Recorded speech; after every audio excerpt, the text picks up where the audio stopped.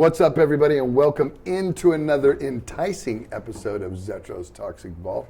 And today we have yet a return guest, which is glad to have him back in the studio. He is an icon basically here in the Bay Area, actually all over the world, but an iconic metal guitar player, shredder extraordinaire.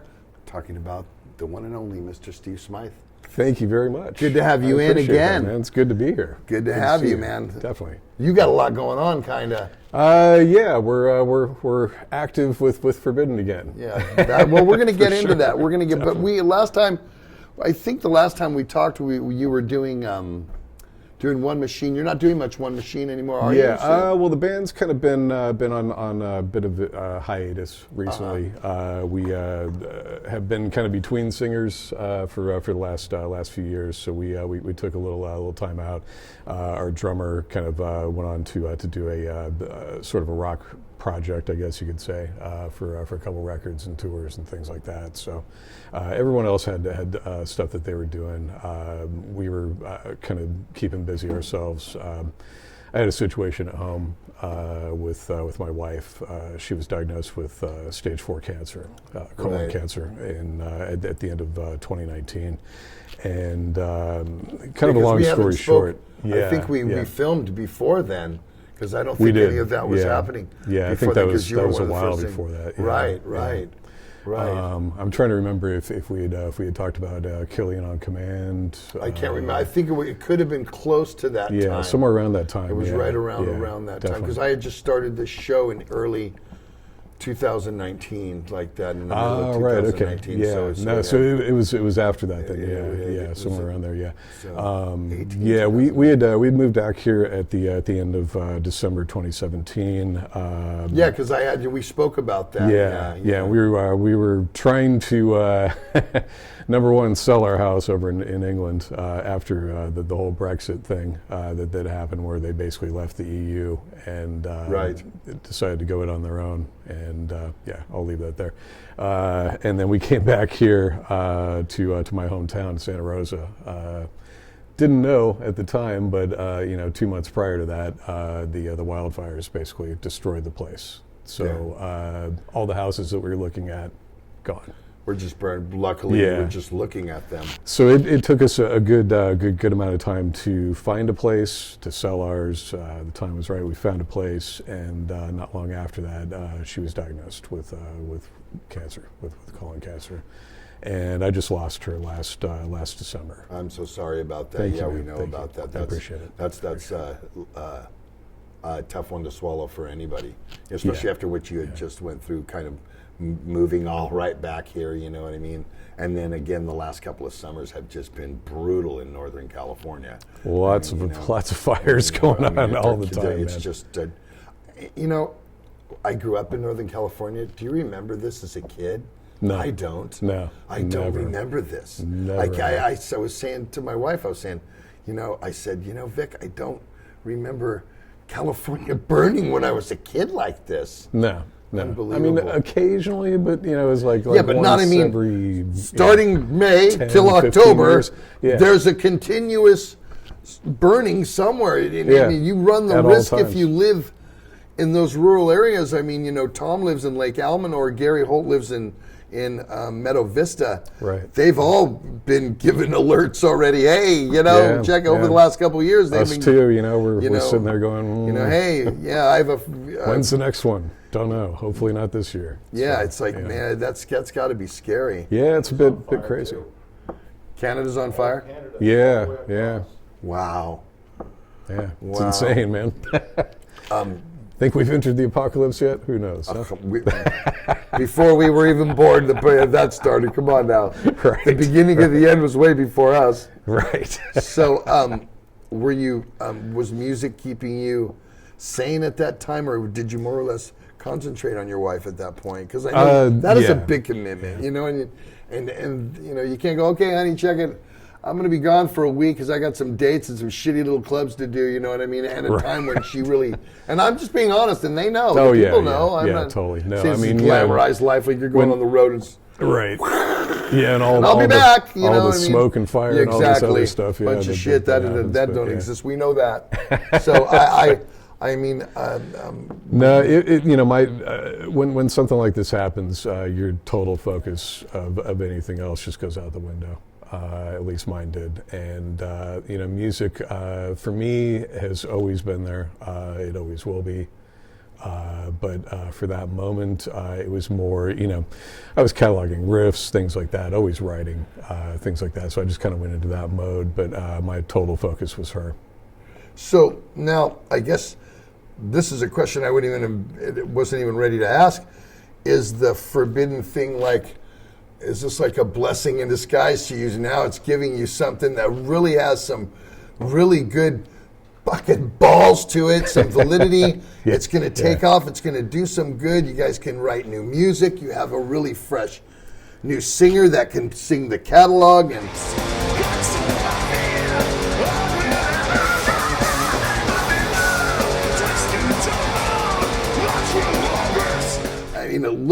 I mean, the world is excited. So it was kind of like, I guess, was it like the sunlight beaming out of the darkness for you? Did you look at it like that? It was really weird the way that all that came about. I mean, you know, we did the Bay Area Interthrational last year, and I couldn't be a part of the European bit. Sure, obviously, we had a lot on. That makes So I rehearsed with the band at that point in time, and then when it came down to it, it was kind of an 11th hour. I mean, I had Nick's blessing to go. She was like, "Just go do this. We'll be fine. We'll work it out." And something happened, and it was like, "No, you're not going to be fine. I'm going to stay here." And those guys can figure it out, you know, and they did. You know, everyone kind of has each other's backs generally when it comes to that thing. So. The way that it came about was four of us that were last in Forbidden were in the room, and we happened to be rehearsing Norman Skinner, who we knew, you know, we all knew Norman from various bands, from Magica going way back, you know, back in the 90s, early 2000s. So, you know, we've all known Norman and known what a great singer he is. He's in to do some rehearsing, and it was also supposed to be for the show taking place in October at the Great American Music Hall. And I think we were running through Forbidden Evil, just, you know, to rehearse him, and I just, you know, second he started up, it was like I looked at Matt, I'm like, you know, and Matt's looking at me like, yeah. We both look at Mark. Mark's like, fuck yeah. And we all look at Craig. Craig's, you know, sitting over there playing, totally concentrating. He sees all these eyes on him, and he's like, goes about playing. It's like, yeah, I get it. And then he, you know, at the end of it, he's all, it's not lost on me what we just heard, what we just felt. Just going to say that now. And then we just kind of left it there. And, you know, I think the wheels were turning. I didn't really think anything of it, no, because, you know, Forbidden, you know, is not forbidden in a lot of people's eyes without Russ. And Russ was, you know, and is one of the best fucking singers I think I've ever worked with, ever. And in thrash metal, I agree. He's a powerhouse. He's a powerhouse. I agree, but there's always that thing that's no one person is bigger than the brand, you know what I mean? And I think if you look at a lot of the iconic acts, I mean even for Exodus, if you were to go back to the 80s and stuff, it's Gary, Tom, and myself. You know, Lee wasn't there and Jack wasn't there then, but it's still, they're still very much Exodus. So I think that, because I said to Craig forever, honestly, Steve, you need to get Russ's blessing and go find a motherfucker that can do this, because people want to hear the music. They want to see you guys play it together, you know, and that's part of it, you know, in concert. Totally. Yep. So I heard this, I was pleased by it. So yeah. I mean, you know, Russ has had some things happen on his home front, and I think he's happy where he is now, and he retired. So that kind of became the situation for us, and this thing with Norman just kind of came up, and it was like, wow, could be, don't know. Didn't really give it a second thought really, and then things that happened with my wife. In the situation, and then she passed. My head wasn't in music. I was actually going to take. I was going to take this year out, pretty much, and just go kind of be alone in a few places that were some of our favorite places to be, and just sit there and reflect, do a lot of songwriting, and just kind of get in my own head, get some things resolved. And all of a sudden, I started getting these calls, and it kind of struck me as weird because it was almost like she was kind of doing a little nudging, if you will. And I'm a believer in that thing about you live on even after your physical body passes. You're still here, even if you're not physically present in front of somebody. That's my belief. Maybe some people out there share that. Maybe they don't. Doesn't matter.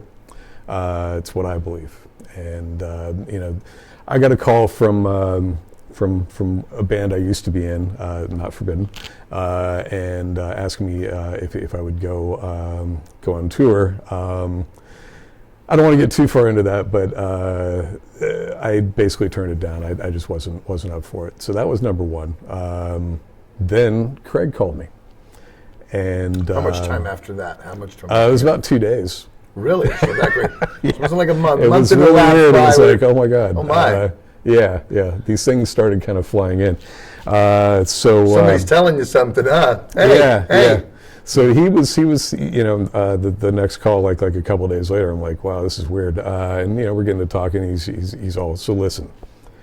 Here's what's going on. Here's what I'm thinking. Here's what I would like to do. And I was like, thought about it for about 2 seconds. I'm like, all right, let's do this. So, yeah. And I couldn't be happier about the situation. Being what it is, it's a lot different. It's not what it was back when we were even doing this, 10, 12 years ago. 13 years ago, yeah. It was it's been a while. 2010, right? 2010 was Omega Wave, yeah. And then we toured up until 2012 on that record. Our very last show with Russ was Metal Fest 2012 down in Chile, and I think that was with you.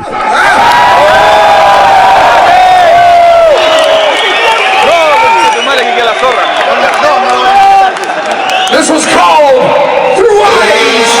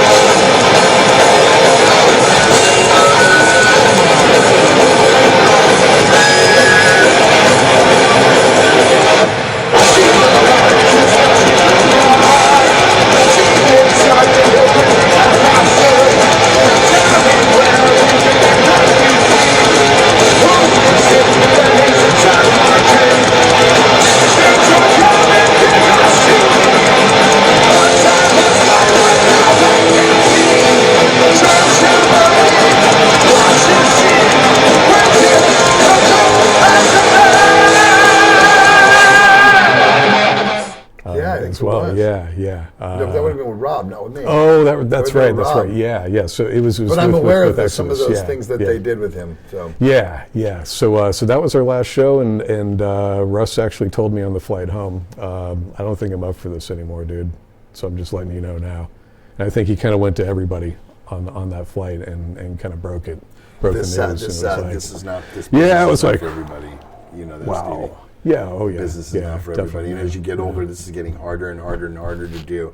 Yeah. And Yeah. the inconveniences are too inconvenient now for me. You know, as I'm getting older. So it's.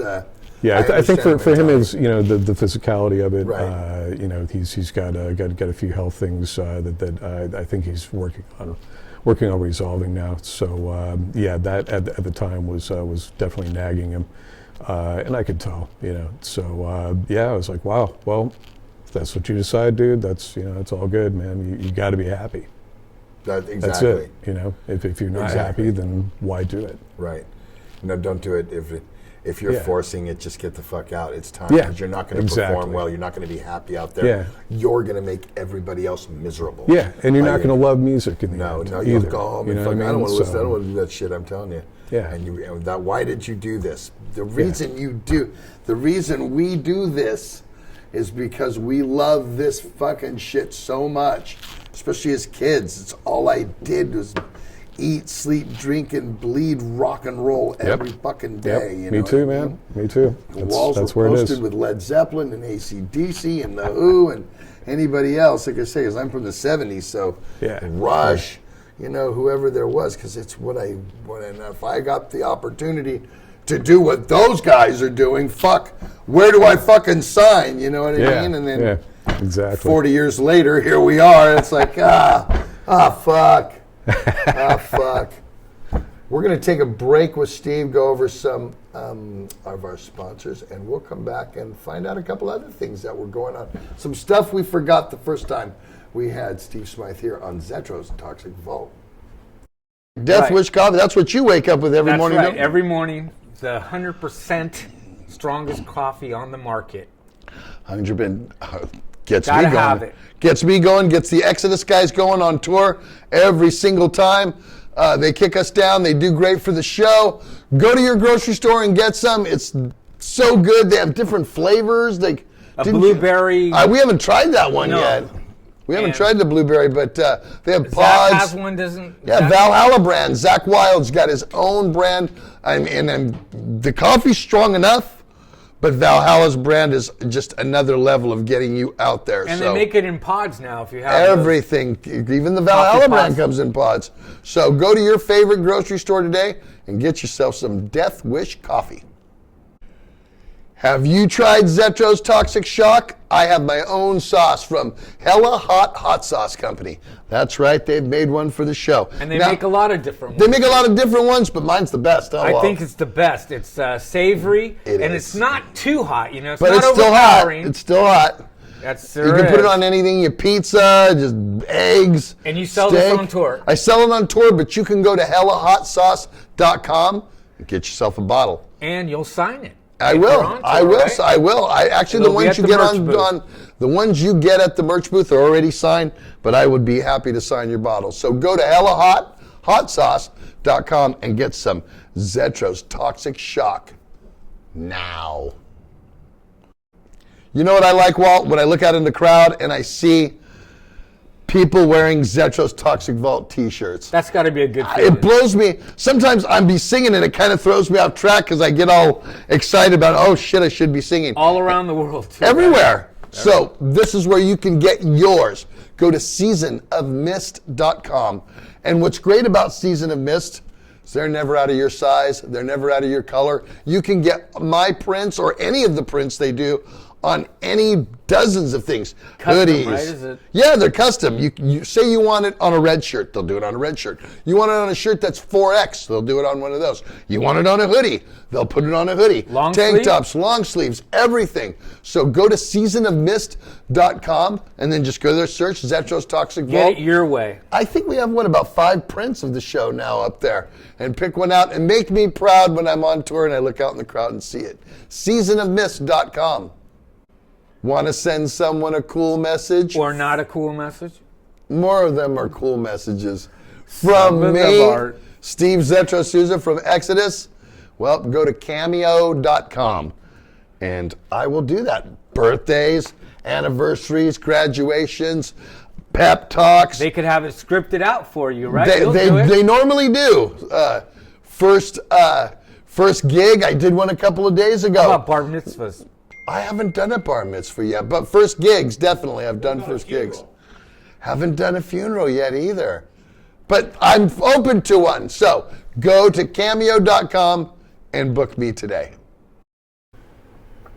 And we are back with Mr. Steve Smyth, and we were talking a little bit about the past of Forbidden and kind of like going down. You were talking about, as Russ was going on the plane, talking to you, you feel that he was probably saying that to everybody else. And we were discussing, this business is not for everybody. It's hard to tour. It's hard to be away from your family. It's hard to live in this, what's the Wi-Fi number today? What's the Wi-Fi number tomorrow? Hey, what room am I in? Hey, it's just, Yeah. What time do I need to be in the lobby? What time is our flight later today? Do we have a connection? It's just like, it's not an easy life, people. It just isn't. I'm sorry, they show you all the parties on TV. They don't show you getting there. You know what I mean? They don't show you that part. They don't show you, oh shit, your plane was canceled in Lima. You need to sit in the airport for 9 hours and wait till your next flight. No, it was 12. I think it was 12 hours or 9 hours. So these things happen, and there's some 13 to 18 hour bus rides I can recall. Oh, yeah, exactly. Remember those, Walter? Yeah, long bus rides. And then on one-lane roads through Eastern Europe. And then you get there and your toilet's an outhouse, you know what I mean? Toy, you know what I mean? It's just, it's a glamorous life, you know what I mean? So people don't understand that, they'll go out and maybe do it for a few years. Guys like you and me are just stupid, you know what I mean? We're just gluttons for punishment because I'm at the point now, Steve, where I just don't like traveling. How are you feel with that? I hate getting into an airport. If I know, say if I had to fly tomorrow, I'm not sleeping tonight. I'm thinking about, I get to the airport, I check my bag in, I gotta stand in security line, then I gotta go wait to get on the plane. And right. Are you line A, line B, line C? Yeah. Am I in the back of the plane? Yeah. Is something gonna happen to the thing where it's not gonna be able to take off? And the traveling part is all right. It's all the other stuff leading up and through and to getting Once on you that get actual on the plane, plane. I don't mind. Then I'll it's just sit cool. there and watch TV TSA and all fucking that movie, stuff, whatever. You know what I mean? It's just all leading up to that. Yeah. That part gets the $20 beer in the fucking airport. You know what I mean? That just everything. Come on, everything. True. So we didn't talk. We didn't talk about From Hell last time, did we? No, I don't think we did. No. Let's talk a little bit about that. Are you still doing that? Well, I am a part of it, as far as I know, and we did a record with George called "Of Rats and Ravens" a couple of years back. It was released, unfortunately, during COVID, so it's kind of been there. We had an opportunity to tour, but the whole world shut down. Right. So things kind of changed, and obviously I had my situation at home with my wife, and I subsequently had to turn down any touring offers that were there. So, are you? Is this like full throttle with Forbidden now? I mean, if it takes you on a full throttle thing, you're prepared. I'm prepared to do that. At home now, is there really, because you're Yeah, it's that kind of situation. Yeah, is pretty much there. It's kind of I think it's a little bit different world now. Things are a little bit changed. They're definitely a bit more inflated in terms of the costs of touring, it's etc. Unbelievable. Yeah. So we're being a little bit selective about what we you have to. We are taking. too. Yeah, we are now taking that approach because it's out there. I mean, even Anthrax had to cancel their whole European tour basically because they said we can't feasibly do it Yeah. the way things are rising there, the price Yeah. of cost of And gas. to give the quality of buses. show that you exactly. that you need They and can't that bring they the production expect. they want to give and Yeah. that sort of thing because Yeah. it's too expensive. It's not. Yeah. The ends are not. They're not meeting. Two Yeah. ends are not Yeah. meeting. We found that out. We found that out before. Now I had you on the right. show before, and we've talked about a bunch of stuff. And then reviewing that episode, we didn't talk about your Metalocalypse appearance. Now, Right, if you're a metalhead, you love this show. So it was the greatest cartoon. From what I understand, they are doing a 6th season. To actually, I don't know if they're going to try to get it to Amazon because I know Jack knows. I think they already killed me twice on there, so I'm not sure if I'm even like anything more than like now you were in Pickles' microscopic band, material. right? Snakes and Barrels, right? Snizzy Snaz Bullets. That's what your name, right? With my girdle-itar. Yeah. Talk about that. Talk about the experience, because to me, I'm a cartoon guy. Yeah.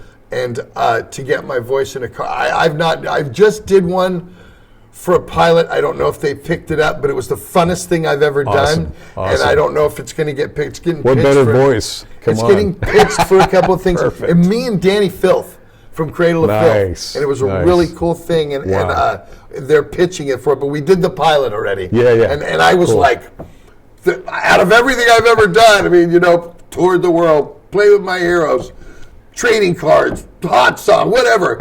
I'm doing a voice for a fucking cartoon, you know what I mean? So talk about that. That's How awesome. cool was that? Yeah, it was weird the way that it came about. I was working with the Crank amp company. Right, because they way sponsored Death Clock. Yeah, and in fact, this was at the NAMM show, 2006. I walked up there because my rep was there. He's like, "Hey, come on over and meet these two guys." And it was Brendan Small and Tommy Blatcher. Oh, Tommy Blatcher. No, Shep wasn't actually. He wasn't a part of it at that point in time. I think he was doing storyboard, but he came into it in a more creative role later. But yeah, it was really cool, man. Just meeting those guys. They had this whole thing all laid out. It was brand new, and they're like, "Do you want to be a part of it?" I'm like, "Yeah." Oh God. Hell yeah! How do I do this? Because Exodus did an episode. And I was sweating jealousy on them. There's one thing that those guys got to do while the 10 years I was not in the band. That was the one thing I was like, damn. And then when it comes up at the end, because I think it says everybody's name and what they did. And Mark Hamill did one of the voices on there, so his name is there with everybody's. I would have taken that cell and had that cell blown up and fucking put on my wall. You know what I mean? Right. And I noticed things like this. Yeah. And I was so happy for you when I saw your name. I was really stoked to be part of it, do. man. Yeah, I mean, it was a little bit part. I played Snizzy Snaz Bullets. I love Snakes and Barrels. The names were so good. Yeah. Everything he did was so good. Yeah. It was myself, Warrell Dane, Michael Ammett. Who else was in that episode? It was the first of two that we did, because they brought us back a couple of years later. Well, it was us three that I can recall. The second was when you're making a comeback and everybody's like fat and Pickles is already rich, right? Liquid Alabama Liquid Snake or something like that. That did us in the end. I have them on DVD and I bring them when I go to Europe because I can't watch any of the TV. I have a little DVD player I bring I put in my computer, you know what I mean? And, you know what I mean? It's that kind of thing, and I watch. I love it. I can watch them over and over and over again. It's so cool. So what everything is. The stereotype is fucking perfect. Everything. Brendan has a real knack for that, man. Yeah, I mean, he nails little personality nuances. I mean, he got stuff in me I didn't even really realize. I'm like, oh my God, okay. Really cool stuff. He paid attention to it really well. He did. To everybody. Like even when you watch Swiss Car play lead, he nails the notes. It's not just watching a hand. Oh no, he's one hell of a guitar player. He really is. He nails the notes. Yeah. I mean, on the visual, you can see he's playing the guitar it looks like he's playing the right notes, which is. Oh yeah, definitely. You got to appreciate that. Yeah, totally. Are you doing any solo stuff? Funny you should ask. There's a record that myself and a buddy of mine, old bandmate from a local band here that we had years ago, bass player, we had this thing called the S&S Project. Both of us are called Steve, so S&S we kind of shortened it, and then we did this weird phonetic spelling of E-S-S-E-N, E-S-S. It's a little bit metal, it's a little bit of mixture of like progressive rock and other influences kind of being in there, but it's all instrumental. And we left a record on the table back in 2012, I want to say. We're now working on finishing that. So, I called him up one day. I'm like, look, dude, it's been 10 years before one of us carks it. Can we please finish this? How much do you have left to do? I mean, do you have it's a full record. It's eight songs plus like a couple of like little kind of classical bits that we're going to do with some actual symphonic arrangements behind it. Really? As well, yeah. Wow. He's actually he kind of moved out of the rock and metal world into full-on classical. He's like a trained double bass player, Oh, shit. all that stuff. So yeah, during that time, he got to gig a hell of a lot and knows a lot of people. Good. A lot of symphony connects, things like that in the Bay I like Area. it if it's done right with our type of music, man. It Yeah. sounds so cool. Yeah. It's going to be a little bit off the beaten path, but also kind of right in there with like neoclassical type of stuff, and a little bit of kind of more rock types of things. But it's lead guitar driven. And there's a little bit of everything, I think, in there, in terms of guitar playing. I'm doing a lot of 7-string on it, 7-string work, and a little bit of 6 as well too. So, yeah. Wow. So Yeah. great for all the Steve Smyth people that love your guitar work. Cool. Were we going to release this soon, or do you? I'm looking at probably next year. Next year. Before that's going to see the light of day. So But keep your eyes out for that. yeah, But you'll have your eyes out 2024 for sure. because you'll be on Forbidden Spotlight because that's going to Yeah. be carrying. Yeah. Is it good That's kind therapy? of taking a little bit of precedence, obviously. So the things that we're doing for that, it is. I mean, I've always found music to be a cathartic thing anyway. But the Forbidden thing especially, it's. I always felt like Craig and Matt in particular have always kind of been brothers to me. We've really gotten along. I mean, way back in 2001, Thrash of the Titans, I ended up being the guy that was filling in for Craig in between Tim and Glenn, also playing as part of the Right, Forbidden Evil right. set that we did back then, and Matt was the guy that gave me the call. So that was kind of where everything for me started 22 years ago with those guys, and we've always kept in touch, been friends, hung out and whatnot. It's so, Bay Area thrash. We're the most incestual music there is on the planet. Okay, think about that. Yeah, You have Forbidden and Testament. I mean, look at Demo. I think Demo's played with everybody but us, and Forbidden. Right. I mean, everybody. It's the first time for everything, Phil. Kirk was in Exodus. I was in Legacy Testament. This is the most incestual fucking scene in music, but it's a brotherhood, and that's why. It's not like, Yeah. well, no, I'm not going to get that guy. I never really liked him. He was a dick. It's like, whoa, this dude's cool, and let's do this. Let's Yeah. go with that. Yeah, I mean, yeah. that's so killer. So, are you Yeah. doing Union Jacks? Union Jack and the Rippers, yeah. So you and I have a gig, I believe. Oh, I'm not going to be here. I'm No. out of the country for that one. Oh, that's right. We were doing that from about 2018 until COVID, and obviously the stuff at home for me with my wife and everything. I just kind of took time out with that. But we recently did a gig. We're looking more towards September, October to the end of the year. Okay, well, we'll see what's up. happening. Yeah, We haven't hopefully played we get because another one because we've that would been be really so busy. cool. Definitely. Well, I've been so busy with Exodus, and Will had been busy with Death Angel so much. We hadn't booked nothing. No, but you know what? We got to do a really cool gig. I'm just remembering this now. We did Vinny's with you guys. Yeah, we were with going Sweet Leaf. We're doing it again. My Black Sabbath Ozzy But you tour. won't be there. No, I know. And Will is I know. playing drums I know. for. He's doing double duty that night. I wish I could be there. No, I thought because I was so going. How about to talk about that? We get to do a gig together. Yeah. So next time. Definitely. Yeah. So definitely, for sure, this one for sure. anyway. Since I'm here, August 19th, Vinny's in Concord. Be there. AC/DC. I'm returning to doing the Bon Scott era tribute I've been doing for how many years now, Walter? 13, 14, 09, right? I think. And Union Jack and the Rippers were on it, they play all of the new wave of British heavy metal best. It's like, I just do AC/DC, but they do everything. Priest, Saxon, Girls School too, right? Not on that particular Diamond one. Head? Angel Witch. Angel yeah, Witch. Yeah, definitely. Angel Witch, all the old school stuff. Yeah, we even threw in Accept in No there as way, well too. really? Yeah, Balls to the Wall, Restless and Wild. Pantang in there. I'd like to. Tokyo Blade. Ooh, that would be cool. Yeah, That'd be cool. old school Hey Dylan, stuff. there's some ideas.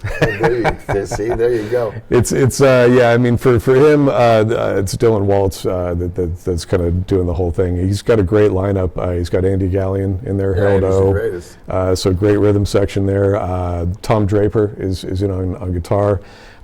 Great guitar player, Carcass guy. God, who else is he working? He's worked with a few Yeah, bands here and there, they nail it. You guys, when you play with them, they nail it. Sounds great. Definitely, yeah, really good, really Before that- authentic. Keo Morgan as well. He's in there.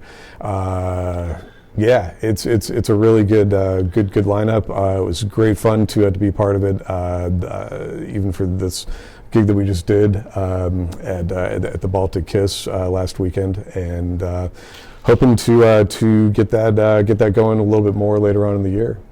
Definitely, it'll be fun. I got to go off my schedule with Exodus, and now you may have a schedule with Forbidden. We'll see what happens. Yeah. Well, we're doing a few things. We've got Talk about all the stuff. That Sure. Well, we've got basically a club show that we're doing that's part of the Alcatraz Festival coming up in August. I think that's August 9th. I cannot remember the club name for the What's life the name of me. of the club, Tim? I gotta look it up. It's in Belgium.